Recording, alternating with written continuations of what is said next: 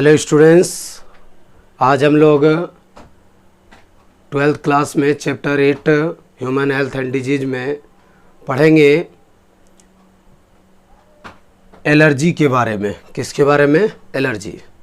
Clear है? तो allergy क्या होता है इसको लेकर के चलना है। एलर्जी क्लियर है? और ध्यान से याद रखिएगा, हम लिखेंगे कम, आपको टोटली समझा करके और पीडीएफ भी भेज दिया जाएगा ग्रुप में, आपको व्हाट्सएप ग्रुप में। ठीक है, अब चलिए हम लोग समझेंगे किसके बारे में? एलर्जी। एलर्जी क्या होता है? तो आप याद रखिए कि हम जो छींकते खांसते हैं वही एलर्जी है। क्लियर है? ठीक है, छींकते खांसते कई प्रकार से हैं, लेकिन छींकते खांसते किस प्रकार से, तो उसके लेवल में हम लोग चलेंगे। तो देखिए, एलर्जी जो भी कारक, जो भी फैक्टर प्रोड्यूस करता है उसको हम लोग कहते हैं एलर्जेंस। क्या कहते हैं? एलर्जेंस। क्या कहते हैं? एलर्जेंस। और एलर्जेंस कहाँ मिलते हैं? एलर्जेंस मिलता है एटमॉस्फेयर में। एटमॉस्फेयर में मतलब वातावरण में। ठीक है, कहाँ मिलता है? वातावरण में। किस किस रूप में होता है? तो ये होता है या तो डस्ट पार्टिकल, या तो पॉलेन मतलब पराग, हिंदी में लिख रहे हैं पराग, या तो डस्ट पार्टिकल अर्थात क्या? धूलकण। किस रूप में होगा? धूलकण। ठीक है, और भी अन्य तरीका, और भी अन्य। ठीक है, बहुत सारे चीज़ें होते हैं। अब ये करता क्या है? तो ये सारे चीज़ें जो है आपके नॉस्ट्रिल पासेज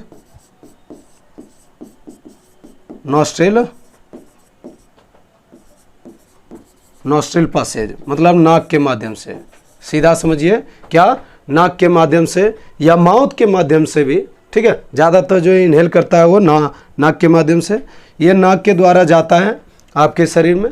ठीक है, सबसे पहले तो जैसे जाएगा तो वो जाएगा नाक का नॉस्ट्रिल पासेज में, जो अंदर में एक चिपचिपा लेयर है, म्यूकस लेयर, उसमें जा कर के जो भी डस्ट पार्टिकल होगा धूलकण का वो सारा चिपक जाएगा। चिपकने के बाद देखते हैं मनुष्य जो है हमेशा ऐसे करते होता है, ये सब जो है निकाल देता है।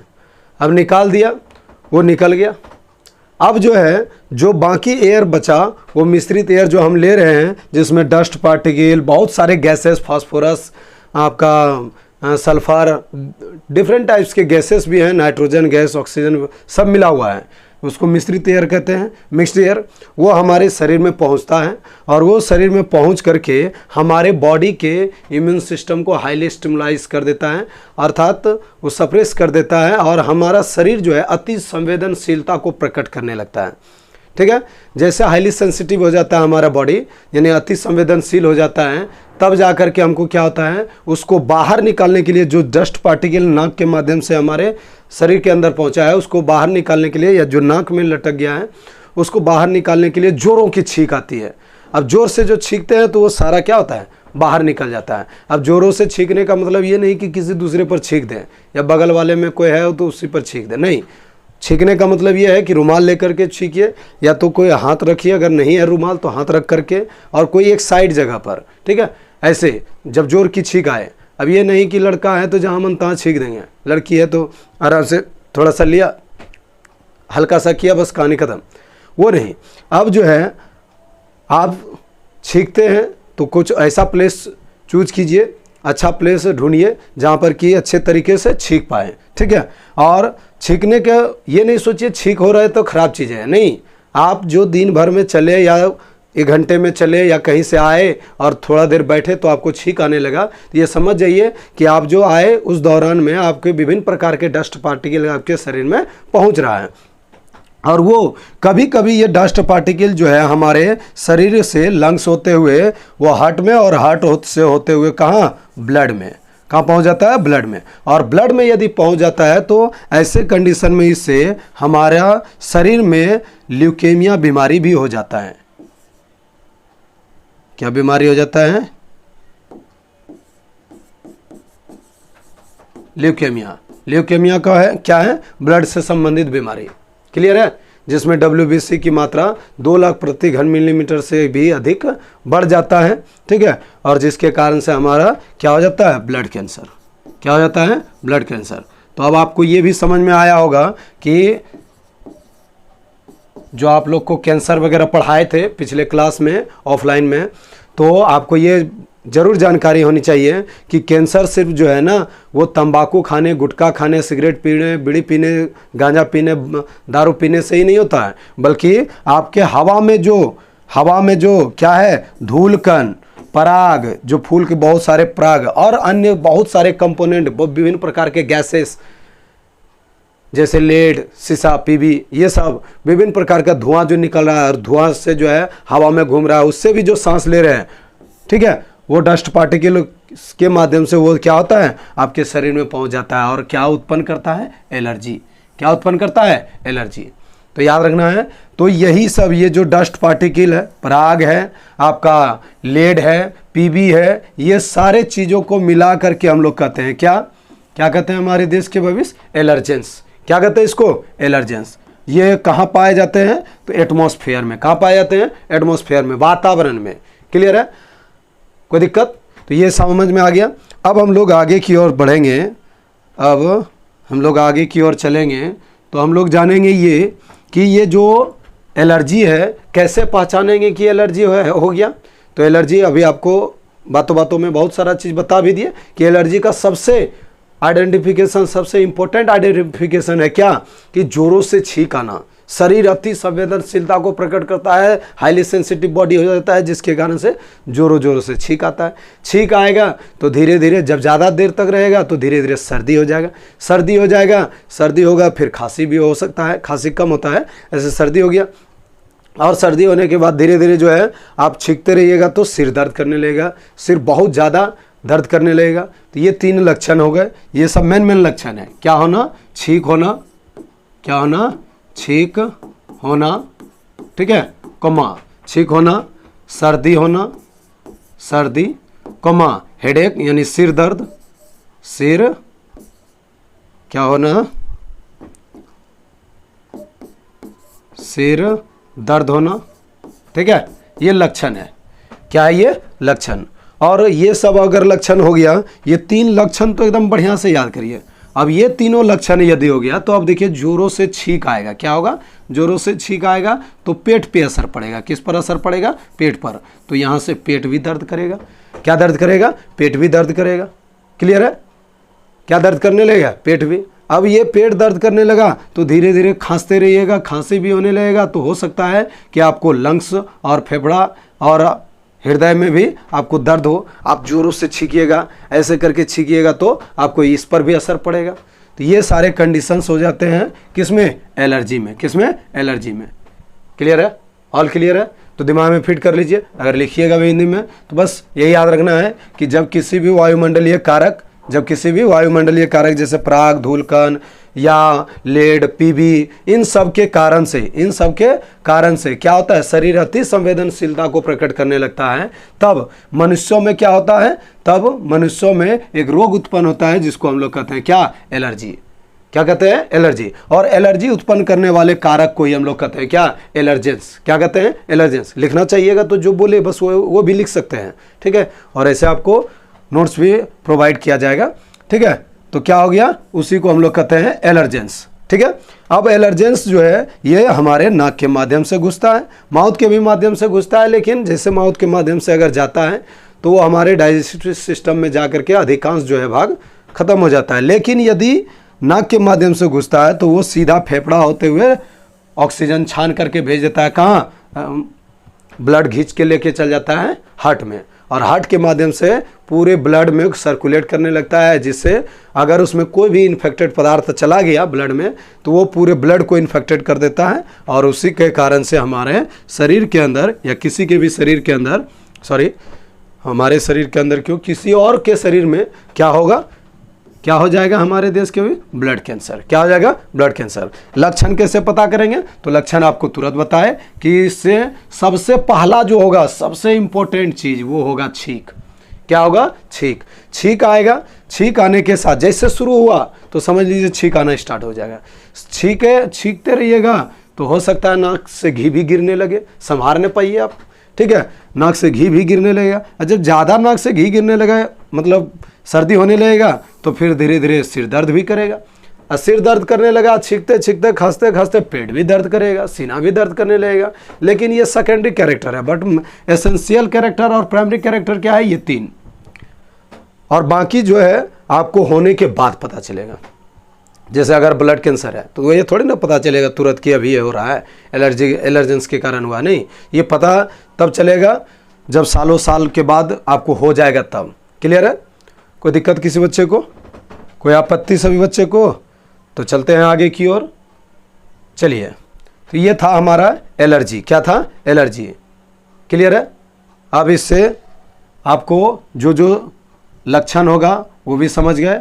अब हम लोग चलेंगे नेक्स्ट एक हेडिंग जिसका नाम है हेपेटाइटिस। हेपेटाइटिस क्या है? हेपेटाइटिस।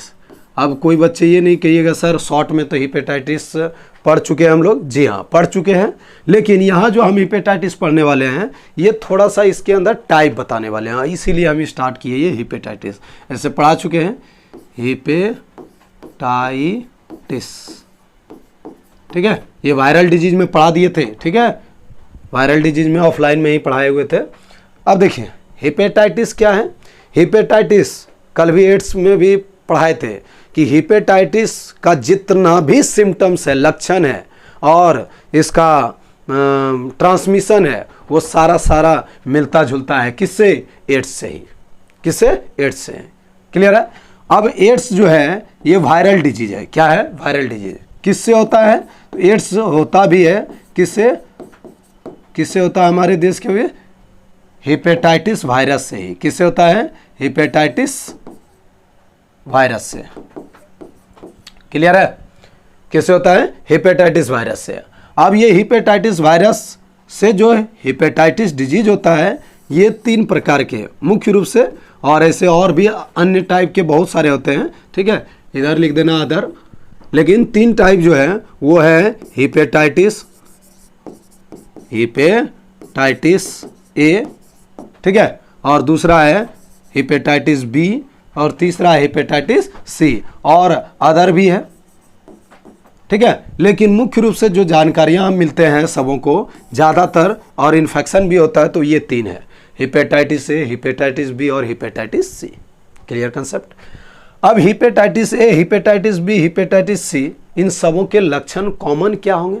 कॉमन लक्षण बता रहे, स्पेसिफिक कैरेक्टर्स नहीं। कॉमन पूरे हेपेटाइटिस का लक्षण क्या होगा? तो पहले संचारण, हाँ, ट्रांसमिशन याद रखना है। ट्रांसमिशन तो आप लोग जानते हैं, सेक्सुअल कांटेक्ट, बस वैसे ही सेक्सुअल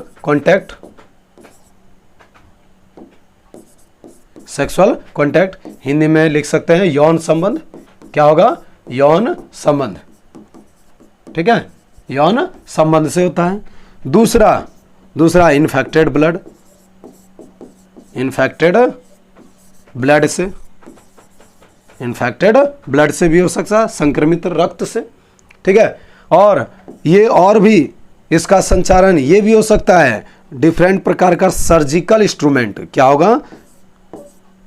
सर्जिकल इंस्ट्रूमेंट। क्या होगा? सर्जिकल इंस्ट्रूमेंट से, इससे भी हो सकता है। कौन सा बीमारी? हेपेटाइटिस। कौन सा होगा? हेपेटाइटिस। और हेपेटाइटिस का क्या क्या हो गया? हेपेटाइटिस ये हो गया क्या? ट्रांसमिशन। क्या हो गया? ट्रांसमिशन। क्लियर है? अब ये जो ट्रांसमिशन है ये फैल तो गया इस तरह से। अब इसका सिम्टम्स क्या होगा? तो सिम्टम्स के लिए हम लोग देखेंगे, सिम्टम्स के लिए हम लोग यहाँ पे सिम्टम्स देख लेते हैं, ठीक है। क्या हम लोग पढ़ेंगे? सिम्टम्स क्या है?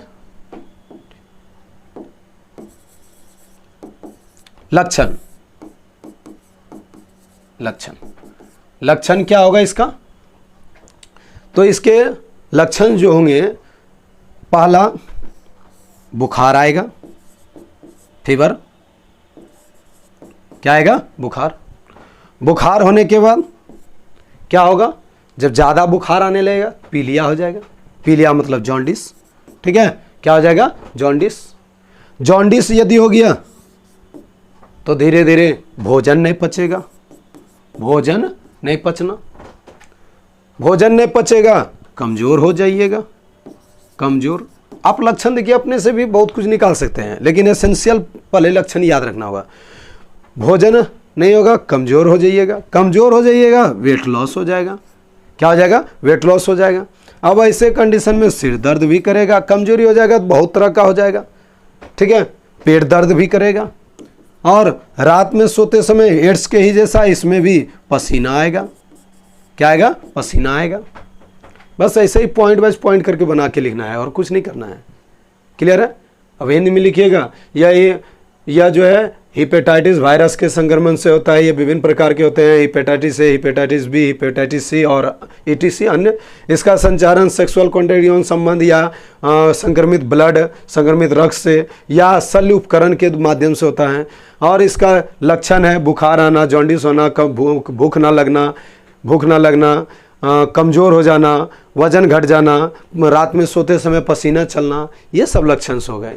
क्या हो गए, ये सब लक्षण। क्लियर है, कोई दिक्कत किसी बच्चे को। अब चलते हैं नेक्स्ट हम लोग चलेंगे नेक्स्ट डिजीज़ के बारे में जो 2020 में आया। नाम लेना भी अशुभ होता है, लेकिन क्या कीजिएगा, पढ़ाना है तो पढ़ा देते हैं, क्योंकि और जितने भी डिजीज़ थे आप लोग को अधिकांश ऑल टू ऑल लगभग आपका 12, 24 लगभग, और इधर हो गया 24 के बाद इधर जितना भी पढ़ाया आपका 3 चौके 12 इसमें भी होगा, तो यानी 12 या 36 4 40 50 तक डिजीज पढ़ाए। कैंसर, एड्स, ट्यूमर, ये वो सब, मलेरिया सब ऐड कर दीजिएगा तो लगभग 50 से 60 डिजीज के बारे में पढ़ाई हो रहा है। और ये लास्ट डिजीज है, और ये आपको जो है ऐसे डिजीज जो हैं ये 2020 में हुआ है हमारे इंडिया में 2020 में प्रथम बार देखा गया, प्रथम केस मिला जनवरी के टाइम में। कब मिला था, जनवरी के टाइम में। दिसंबर में ही 2019 के दिसंबर में ही संभावित हो चुका था, लेकिन वो उस समय इंस्ट्रूमेंट नहीं था, जानकारियाँ कैसे प्राप्त करते इसके पास, सरकार के पास नहीं था। लेकिन 2020 के जनवरी में एकदम प्योर रूप से इसका इंस्ट्रूमेंट भी आ गया और धीरे धीरे पता भी चलने लगा ब्लड जांच के द्वारा। लेकिन इसका ओरिजिनेशन हुआ है कहाँ से, तो देखिए हम लोग सबसे पहले इसको लिखेंगे क्या, कोरोना। क्या है, कोरोना। कोरोना को ही दूसरे नाम से हम लोग जानते हैं क्या, कोविड-19। क्या पढ़ते हैं हम लोग, कोविड-19। क्लियर है, क्या पढ़ते हैं, कोविड-19। ये वायरस भी है। कोविड-19 क्यों कहते हैं कि 2019 में चाइना के वुहान शहर से आया था। कहाँ से आया था, वुहान शहर से, ठीक है, चाइना के वुहान शहर से। और साइंटिफिकली जो है वो है, मतलब वैज्ञानिक के अनुसार वो है क्या कि जो कोरोना वायरस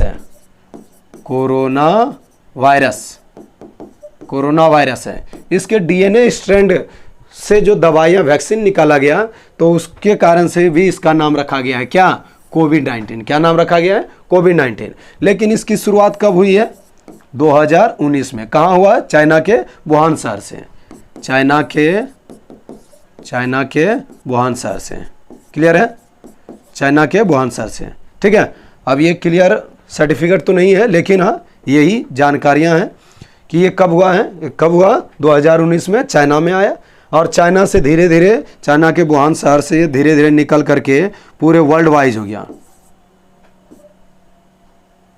वर्ल्ड वाइड, ठीक है। क्या हो गया, वर्ल्ड वाइड, विश्व भर में इसका संक्रमण फैलने लगा, जिसमें से एक क्या था, हमारा देश भारत। क्या था, भारत, जो आया कब, 2020 में, जो हमारे लिए महाकाल का साबित हुआ, ठीक है। और इसके बाद लगातार जो है 2021, 2022 में कुछ दिखा, बहुत कम, लेकिन 2020 सबसे ज़्यादा इफेक्टिव, 2021 कम इफेक्टिव और इससे भी कम ज़्यादा, इससे भी कम थोड़ा, कब? 2023 में सबसे ज़्यादा मोस्ट जो था यही था। क्लियर है? अब चलिए, ये तो हम लोग कोरोना का एक इंट्रोडक्शन देखें। क्या देखें? कोरोना का इंट्रोडक्शन। अब कोरोना का इंट्रोडक्शन के लिए हम लोग जो है ये देखेंगे कि ये तो इसका ओरिजिनेशन था। तो कोरोना होता किससे है? कोरोना वायरस से। किससे होता है हमारे देश के विश? कोरोना वायरस से। क्लियर है? अब जो लिखेंगे मेन पॉइंट उसके बारे में जानेंगे। कोरोना वायरस, ठीक है। कोरोना वायरस क्या है? ये होता है किससे? ये इट इज ट्रांसमिटेड थ्रू क्या? कोरोना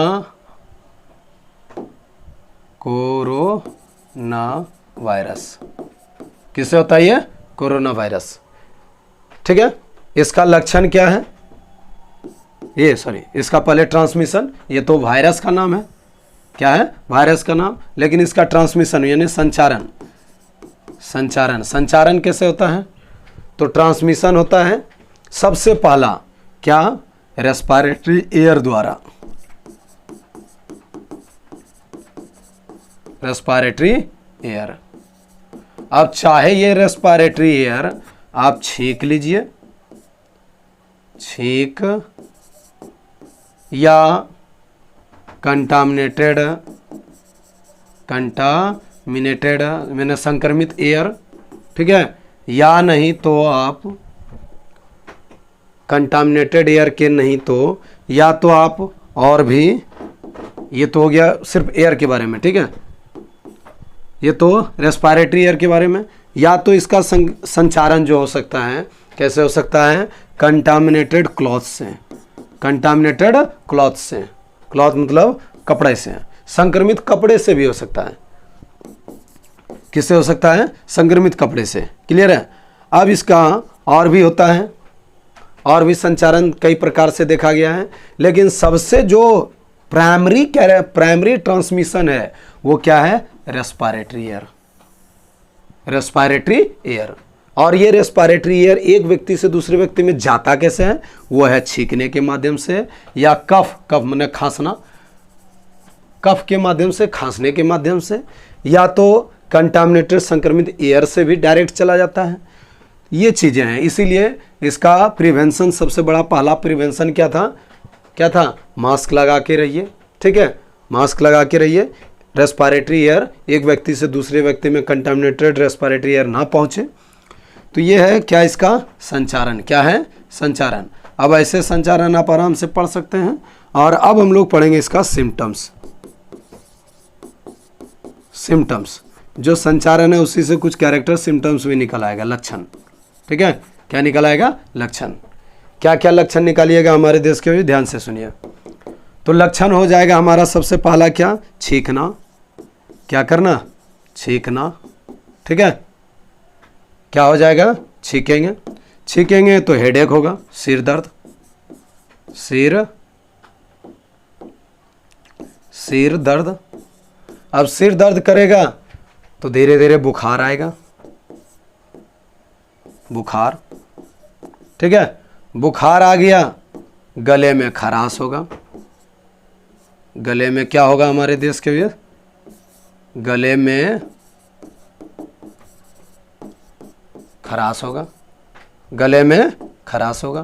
क्लियर है? गले में खराश होगा, सांस लेने में कठिनाई होना, सांस लेने में कठिनाई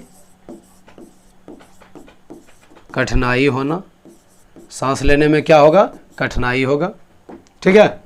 सांस लेने में कठिनाई होगा, दिक्कत से सांस लीजिएगा।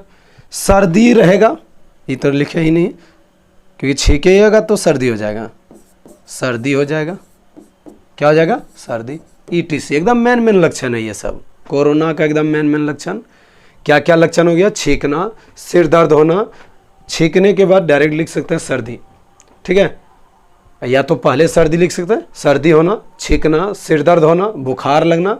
बुखार ठंड के साथ ज़्यादातर बुखार आएगा, शरीर लेकिन गर्म रहेगा, क्योंकि गर्म इसलिए रहेगा क्योंकि पहले गर्म लेकर के बुखार आता है तब ठंडा लगता है, ठीक है। तो बुखार आएगा, गले में खराश होगा, ऐसे लगेगा, सांस लेने में कठिनाई होने लगेगा, दर्द भी हल्का हल्का महसूस होगा। वो जैसे गाँव यानी घर में जैसे लगेगा कि सास भैंसुर वाला और कहानी हो गया है, ठीक है। तो अगर सास भैंसुर नहीं, पतो भैंसुर का हो गया, ठीक है, सॉरी। तो पतो जब आती है तो सास ये भैंसुर जो है घर में घुसता है, तो उस समय क्या होता है, गले में खराश करके पहुंचता है, ठीक है। तो ये गले में खराश होना, अभी नहीं सोचिएगा कि कोई अगर आगे चल के पतो बनिएगा किसी का, तो ये नहीं सोचिएगा कि अगर हमारे ससुर जो है ना गले में खराश ले रहे हैं तो इसका मतलब उसको कोरोना हो गया, आप कोरोना पॉजिटिव कह दीजिएगा। ऐसा नहीं करना है तो आप लोग को, ठीक है। वो है कि क्या, वो एक हमारा संस्कार है, इंडियन कल्चर, गांव का एक कल्चर है कि ऐसे लोगों को जानकारी दिया जाता है कि हम आ रहे हैं, ठीक है, इंडिकेट किया जाता है, इंडिकेशन होता है, ठीक है। तो ये है कोरोना का लक्षण, क्या, गले में खराश होना। सांस लेने में क्या होगा, हमारे देश के भी कठिनाई होगा, सांस ले ही नहीं पाइएगा।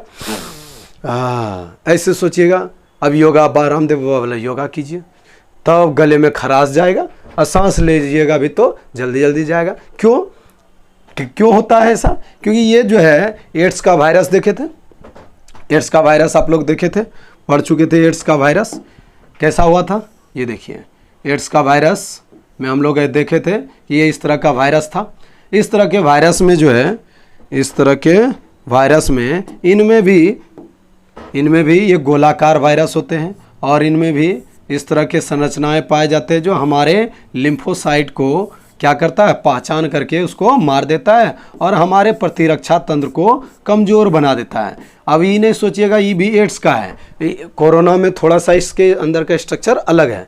तो देखिए इस तरह का आपको कितने प्रकार का वायरसेस मिलेंगे पता है। देखिए ये HIV वायरस इसी प्रकार का होगा, गोलाकार। दूसरा होगा कोविड-19 यानी कोरोना वायरस, और इसी प्रकार का होगा पोलियो वायरस। ये देखिए 3 वायरसेस एक जैसे स्ट्रक्चर्स में पाए जाएंगे। कौन कौन? HIV, corona, polio. ये तीनों वायरस एक स्ट्रक्चर का होता है, सेम स्ट्रक्चर। कैसा? अचानक लाइट कट गई।